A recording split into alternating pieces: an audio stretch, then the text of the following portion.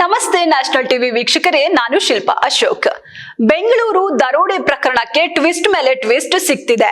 Police constable Annappa ಮಾತ್ರವಲ್ಲದೆ CMS ಸಂಸ್ಥೆಯ ಮಾಜಿ ಉದ್ಯೋಗಿ ಕೂಡ ದರೋಡೆಯ ಹಿಂದಿನ ಪ್ರಮುಖ ರೂವಾರಿ ಅಂತ ಪೊಲೀಸರು ತಿಳಿಸಿದ್ದಾರೆ.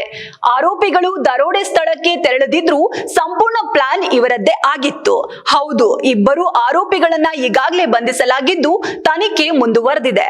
ಎಟಿಎಂಗೆ ಹಣ ಪೂರೈಸುತ್ತಿದ್ದ ವಾಹನ ಅಡ್ಡಗಟ್ಟಿ ಬರೋಬ್ಬರಿ 7 ಕೋಟಿ 11 ಲಕ್ಷ ರೂಪಾಯಿಗಳನ್ನ ಗ್ಯಾಂಗ್ ದರೋಡೆ ಮಾಡಿದ್ದ ಪ್ರಕರಣಕ್ಕೆ ಟ್ವಿಸ್ಟ್ ಮೇಲೆ ಟ್ವಿಸ್ಟ್ ಸಿಗ್ತಿದೆ.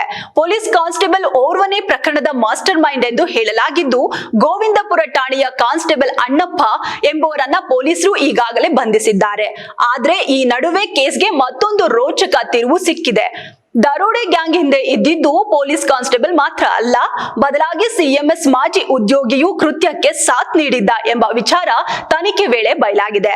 ಹೀಗಾಗಿ ಸಿಎಂಎಸ್ ನಲ್ಲಿ ಈ ಹಿಂದೆ ಕೆಲಸ ಮಾಡಿದ್ದ ಝೇವಿಯರ್ ಎಂಬಾತನನ್ನು ಪೊಲೀಸರು ಬಂಧಿಸಿದ್ದಾರೆ. ಈತ 1 ವರ್ಷದ ಹಿಂದೆ ಸಿಎಂಎಸ್ ನಿಂದ ಕೆಲಸ ಬಿಟ್ಟಿದ್ದ ಎಂಬುದು ಗೊತ್ತಾಗಿದೆ. ಇತ್ತ ಬಾಣಸವಾಡಿಯಲ್ಲಿ ಕ್ರೈಮ್ ಬೀಟ್ ಮಾಡ್ತಿದ್ದ ಪೊಲೀಸ್ ಕಾನ್ಸ್ಟೇಬಲ್ ಅಣ್ಣಪ್ಪನನ್ನು ಹೊಯ್ಸಳಕ್ಕೆ ವರ್ಗಾಯಿಸಲಾಗಿತ್ತು. ಮಾಡಲು ಕೆಲಸವಿಲ್ಲದೆ ಅಣ್ಣಪ್ಪ ಮತ್ತು ಝೇವಿಯರ್ ಇಬ್ಬರು ಪ್ರತಿದಿನ ಮೀಟಿಂಗ್ ಮಾಡ್ತಿದ್ರು. ಈ ವೇಳೆ ಸಿಎಂಎಸ್ ನ ಹಣ ರವಾನೆಯ ಎಲ್ಲಾ ವಿಚಾರವನ್ನ ಅಣ್ಣಪ್ಪ ಬಳಿ ಝೇವಿಯರ್ ಹೇಳ್ಕೊಂಡಿದ್ದ. ಹಣ ದರೋಡೆಗೆ ಆರೋಪಿಗಳು ಯೋಚಿಸಿದ್ದು ಸಿಎಂಎಸ್ ಪ್ಲಾನ್ ನಂದು, ಎಸ್ಕೇಪ್ ಪ್ಲಾನ್ ನಿಂದು ಎಂದು ಝೇವಿಯರ್ ಅಣ್ಣಪ್ಪಗೆ ತಿಳಿಸಿದ್ದ ಎನ್ನಲಾಗಿದೆ.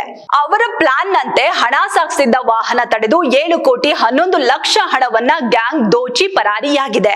ಆದ್ರೆ ದರೋಡೆ ಸಂದರ್ಭ ಪ್ರಕರಣದ ಮಾಸ್ಟರ್ ಮೈಂಡ್ ಗಳಾದ ಝೇವಿಯರ್ ಮತ್ತು ಅಣ್ಣಪ್ಪ ಇಬ್ಬರೂ ಸ್ಪಾಟ್ ಹೋಗಿರ್ಲಿಲ್ಲ.